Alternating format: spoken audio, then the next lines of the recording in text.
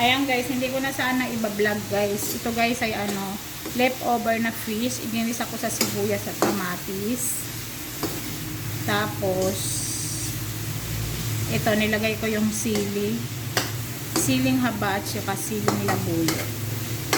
Tapos nag-add na rin tayo dyan ng asin guys. Hindi ko sana talaga kasi guys iba-vlog kasi lagi na lang ako nagba-vlog ng may sili. So ayan. Iluluto lang natin, dinigisa natin. Ang sarap kasi tingnan guys. O ganda pa tingnan. Ang sarap niya. Tapos ang ganda niyang tingnan kasi makulay.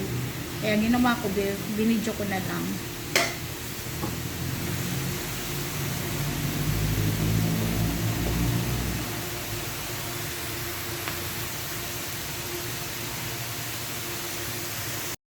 Ayan, mag-add tayo ng gata guys. Yung yung gata na. Walang kulay. Nabibili yan sa palengke guys. Pag binili mo walang kulay. Yung pangalawang gata. So, okay na yan guys. Pakukuluin natin. Meron pa tayong i-add dyan guys. So, haluin lang natin guys. Hindi pa yan ang final guys. Mayroon tayong kasama. Ang sarap niya guys. Oh. Ang daming kanin na mauubos nito guys. Dapat yung kanin nito malamig-lamig na siya.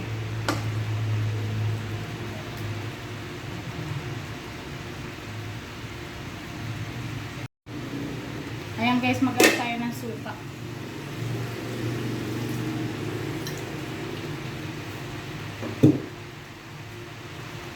Tsaka konting asin. Mag-add din tayo ng paminta. Kakaibang to guys. May paminta, may suka. So, takman ulit natin guys.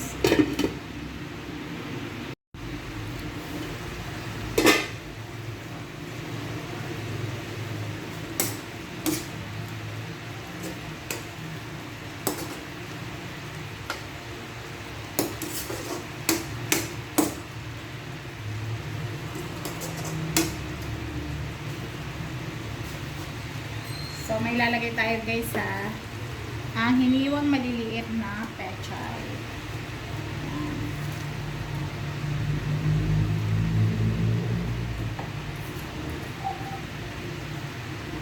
Sayang kasi yung pechay guys, masisira lang sa ref. So, isama ko dyan.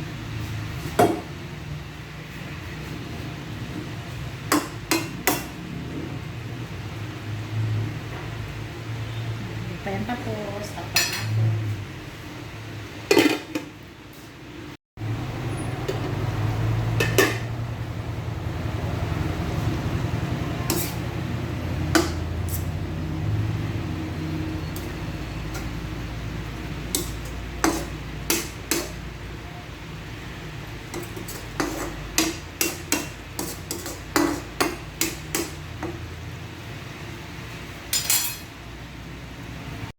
So, i-check na natin guys.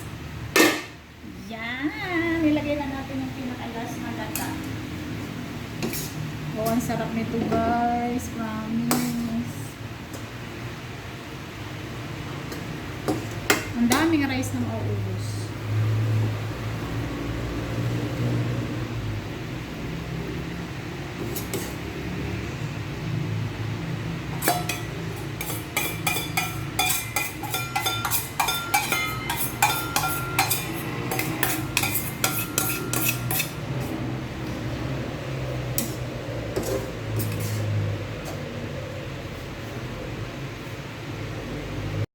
Ayan guys, final na to guys.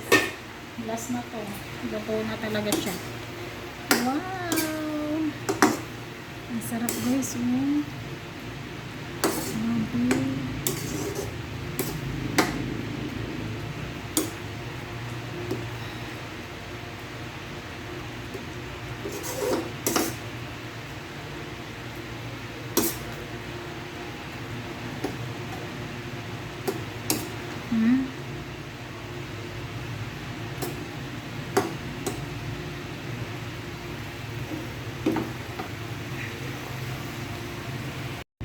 Ito na guys ang finished product. Ayan, ang sarap guys.